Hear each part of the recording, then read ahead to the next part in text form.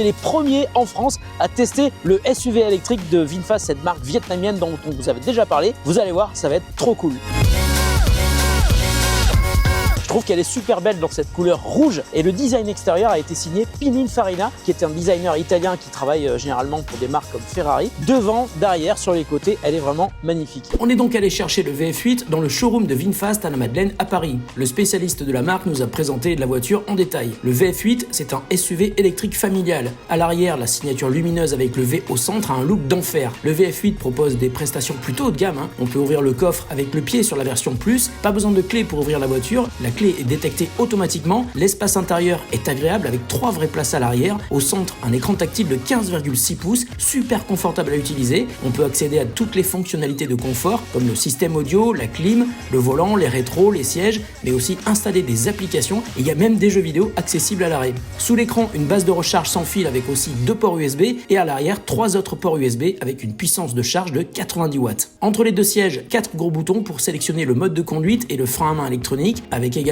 une molette multifonction. Le VF8 est aussi équipé d'un système d'aide à la conduite très complet et il y a même des tutos vidéo pour vous expliquer tout ce que la voiture est capable de faire pour assister le conducteur. A noter qu'il existe 2 versions du VF8, la version Eco et la version Plus. Et comme il n'y a pas d'option sur la voiture, hormis les coloris, tout est de série. Les deux modèles bénéficient donc de 4 roues motrices avec un 0 à 100 km/h en 5,5 secondes pour la version Plus et 5,9 secondes pour la version Eco. Il y a aussi 5 vraies places, des sièges chauffants et ventilés à l'avant, un volant chauffant avec réglage électrique de la position, un coffre à l'avant en plus du coffre arrière, des aides à la conduite avec détection des panneaux, maintien sur la voie, régulateur de vitesse adaptatif, des rétroviseurs pivotants pour l'aide au stationnement, l'affichage à 360 degrés des vues caméra lorsqu'on roule à moins de 15 km/h et la version Plus intègre quelques éléments de confort supplémentaires comme le haillon électrique, le toit ouvrant panoramique, 10 haut-parleurs et un caisson de basse contre 8 haut-parleurs pour la version Eco, ce qui est déjà beaucoup. Le VF8 en version Plus propose également des sièges en simili-cuir et les sièges chauffants et ventilés le sont aussi à l'arrière en plus de l'avant. Enfin, VinFast assure une garantie 10 ans ou 200 000 km sur le VF8 et 10 ans avec kilométrage illimité pour la batterie.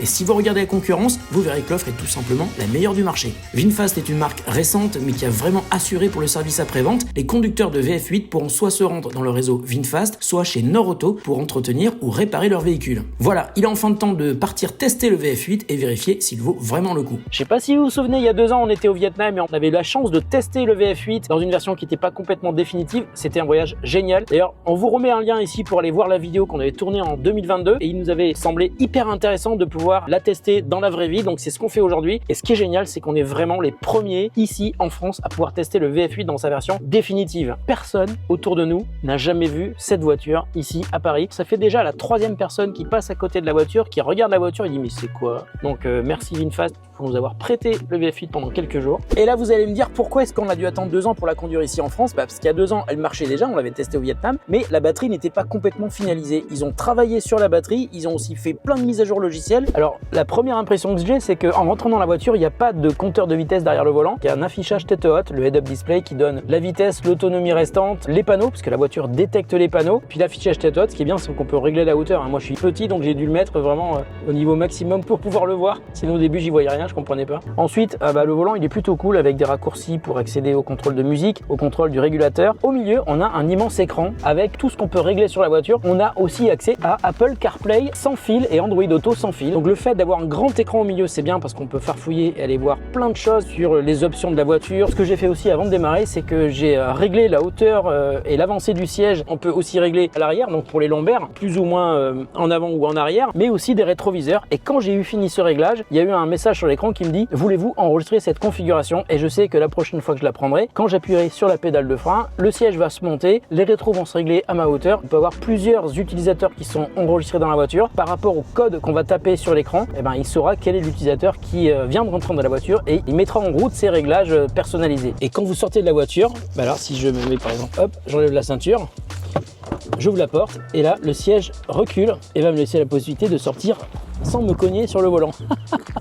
Mais le truc hyper perturbant, et vous l'avez peut-être vu pendant que j'essayais de démarrer, c'est hyper bizarre quoi. Il n'y a pas de bouton pour allumer ou éteindre la voiture. C'est la première fois que je vois ça. Alors toujours dans la catégorie waouh, c'est la première fois que je vois une voiture dans cette gamme de prix qui a à la fois des sièges chauffants et réfrigérants à l'avant et à l'arrière. On peut donc avoir accès depuis l'écran central à 6 niveaux de climatisation pour les sièges. Je vous assure que si vous n'avez pas envie d'avoir chaud dans votre bagnole cet été, prenez un VF8, vous allez avoir le cul au frais. Je vous assure que c'est chouette. D'ailleurs, petite anecdote, les sièges réfrigérants, on les avait pas encore testés et tout à l'heure Fanny était en train de nettoyer l'écran avec son tissu microfibre pour faire de belles images et elle a activé la réfrigération de mes fesses. Donc j'avais les fesses au frais et là je me suis dit instantanément waouh, c'est trop bien. Malheureusement je vais devoir la rendre avant, mais cet été si je conduis et qu'il fait très chaud, bon bien sûr j'aurai la clim, mais en plus je pourrai avoir les fesses au frais. Et ça sera pareil à l'arrière et pour le passager avant. Et Fanny, j'espère que c'est une blague là ce que tu me fais là. Elle est en train de me mettre le froid sur les fesses. Mais pourquoi tu fais ça? J'ai été méchant ou quoi? Je sens de l'air frais. Mais moi, si je le remarquais pendant que tu parles. Mais bien sûr, bien sûr que j'étais en train de le remarquer. Ah mais c'est génial en fait. Ah, c'est agréable de conduire à la campagne, moi j'adore ça. Ce qui est bien aussi c'est de conduire pendant plusieurs jours. Ça fait 15 jours que je teste le VF8 et là j'ai plein de choses à vous dire parce que j'ai vu tout ce qui était génial dans la voiture mais aussi tout ce qui pouvait être amélioré ou qui m'ont un petit peu déçu. Et je vais commencer par le head-up display. Il y a un truc qui est génial sur le head-up display, donc l'affichage tête haute en français, c'est que la voiture est capable de reconnaître les panneaux qui sont sur le bord de la route. Par exemple là je suis dans une ville, elle a reconnu le panneau, elle va pas aller jusqu'à ralentir pour passer au-dessous de 50, mais comme elle a détecté que j'étais un petit peu au-dessus de 50, j'étais à 53, elle clignote et elle m'envoie un signal sonore pour me dire attention mec, tu vas trop vite. Donc elle reconnaît les panneaux et elle m'alerte, même quand on n'utilise pas d'application de navigation, que ce soit une application tierce comme Maps ou Waze, c'est intégré sur le head-up display et je le vois, j'ai pas besoin de détourner le regard de ma route. Il y a plein de caméras sur cette voiture et la première caméra, celle que j'ai remarquée en premier, elle se voit pas beaucoup mais elle est ici, c'est celle qui est derrière le volant. Et cette caméra, elle a une fonction vraiment hyper intéressante, c'est qu'elle analyse le comportement du conducteur. L'endormissement au volant, c'est ce qui est responsable du plus grand nombre d'accidents dans le monde. Quand tu commences à être fatigué au volant, la voiture le détecte et elle te donne un signal sonore en disant est-ce que vous êtes fatigué? Et elle continue à envoyer ce signal sonore tant que tu valides pas sur l'écran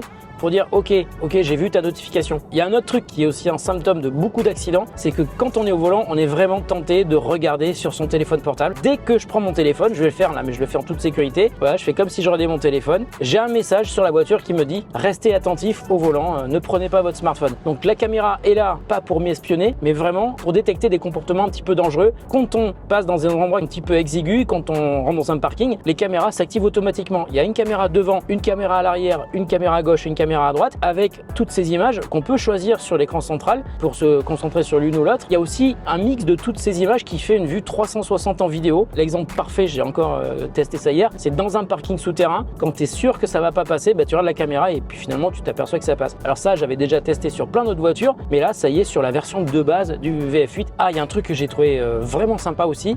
Ça aussi, je l'avais déjà vu sur notre voiture, mais sur celle-là, c'est vraiment agréable de le voir. C'est que quand tu fais une marche arrière, tu as les rétroviseurs qui pivotent vers le bas pour être sûr que tu vas pas trop faire une jante quand tu te gares. J'aimerais bien avoir ça sur ma voiture. Donc là, on est en Normandie, on est à Évreux, il y a eu pas mal d'inondations il y a quelques jours. Toute l'eau est partie, mais ça a abîmé la route à certains endroits. Si je vous parle de ça, c'est pour parler des suspensions de la voiture. C'est un des premiers points qui m'a gêné sur cette voiture, c'est que je trouve les suspensions sont très dures, on sent bien la route et parfois c'est un petit peu tape-cul, je trouve. Certaines personnes me disent que pour elles, c'est normal, c'est pas différent de leur voiture, même si elles ont des belles voitures. Moi, ça m'a un petit peu gêné, d'autres personnes ne vont pas être gênées ou trouveront au contraire que c'est bien de bien sentir la route. Tu veux que je mette le toit ouvrant?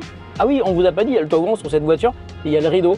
Et d'ailleurs, j'ai remarqué un truc, c'est que quand il se met à pleuvoir, le rideau se ferme automatiquement, il y a un détecteur. Dans les autres options qu'on a trouvé sympa aussi dans la voiture au niveau du confort, c'est qu'il y a un éclairage ambiant et on peut changer la couleur, mais ça on vous l'avait déjà montré dans notre première vidéo du VF8 qu'on avait tourné au Vietnam. D'ailleurs, on vous remet un lien ici pour aller voir cette vidéo. Vous découvrirez l'histoire de VinFast et de Vingroup et vous en saurez plus aussi sur le VF8 qu'on avait testé pour la première fois il y a 2 ans. Ouais, je sais, je touche pas le volant, mais parce que je veux voir au bout de combien de temps est-ce que le VF8 va venir remettre les mains sur le volant. Et puis au bout d'un moment, si je remets pas mes mains sur le volant, donc là c'est à peu près 15 secondes après avoir lâché le volant, elle va se mettre à ralentir toute seule, elle va se mettre en warning et va se mettre en sécurité. Ça peut arriver si jamais on a un malaise. Je compare souvent avec d'autres marques de véhicules. Parfois je trouve que le maintien de la trajectoire est vraiment trop violent. Ici c'est très doux, c'est-à-dire que si la voiture tourne, elle le fait de manière hyper fluide. Ça c'est chouette. Sur certains autres véhicules, c'est beaucoup plus abrupt. Si tu veux passer sur la file de gauche et que tu mets pas ton clignot, ça va pas lui plaire la voiture. Donc là, je suis à 98% de batterie, il y a 421 km d'autonomie. Alors bien sûr, c'est autonomie WLTP, donc ça peut vraiment changer hein, suivant la manière dont on conduit. Sur autoroute, ça consomme plus et en ville, ça consomme moins. Et puis aussi la récupération d'énergie. Alors là, j'ai eu une petite alerte sur mon head-up display et aussi sur l'écran central du VF8. C'est qu'il me reste 85 km d'autonomie. Donc la jauge est passée en orange. Et là, je suis sur l'autoroute, donc on va s'arrêter sur une borne de charge. Attends, le gars, il nous dit que ça fait 15 jours qu'il utilise la voiture. Il dit que c'est la première fois qu'il vient charger sur une borne rapide. Oui, c'est la première fois parce qu'en fait, la plupart du temps, je me charge chez moi en charge lente pendant toute la nuit. Ça revient pas trop cher. Ça lui permet de récupérer de la batterie pour partir pour le lendemain pour plusieurs jours de conduite. Mais là, je suis sur l'autoroute, donc je vais charger la voiture.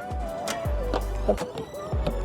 Je prends ma carte de recharge. Alors ça peut être une carte VinFast hein, qui est livrée ou ça peut être une carte ChargeMap sur n'importe quel service que vous utilisez en général. Ça y est, c'est en train de charger à 122 kW et sur l'application, eh ben, je peux suivre la progression. Ça veut dire que là, je suis à 27% de batterie et comme ma limite maximum de charge, parce qu'il vaut mieux éviter d'être chargé à 100%, je l'ai mise à 80%. Il me reste 21 minutes pour passer de 28 à 80% et je pourrais refaire allez, 380 km et ça c'est cool. D'ailleurs, quand vous achetez la voiture ou que vous la prenez en leasing, qui est d'ailleurs super compétitif, la batterie est incluse dans le prix. La garantie est de 10 ans. Alors j'insiste hein, parce que quand on voit le prix de la batterie seule, quand elle montre des signes de faiblesse, c'est quand même hyper rassurant de savoir qu'elle est garantie quel que soit le kilométrage. Et pour la recharge rapide, la VF8 monte de 10 à 70% en 31 minutes sur un chargeur DC de 150 kW et grâce à l'appli VinFast, les conducteurs de VF8 peuvent accéder à un réseau de plus de 700 000 bornes de recharge en Europe, un chiffre qui va d'ailleurs augmenter avant la fin de l'année, et payer sans sortir la carte. On appelle ça le plug and charge et c'est super pratique. À noter également que la voiture intègre le réglage automatique de l'ampérage lorsque vous chargez votre VF8 sur une prise domestique.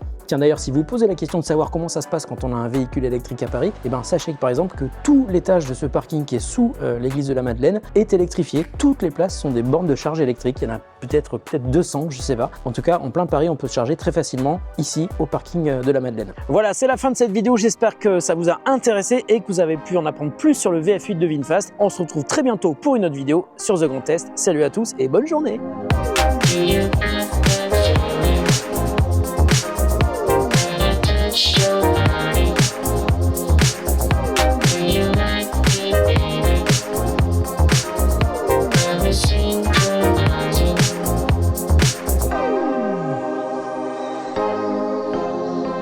Mais non, mais quoi, c'était à moi. Mais n'importe quoi. Mais bien sûr que si. Mais non.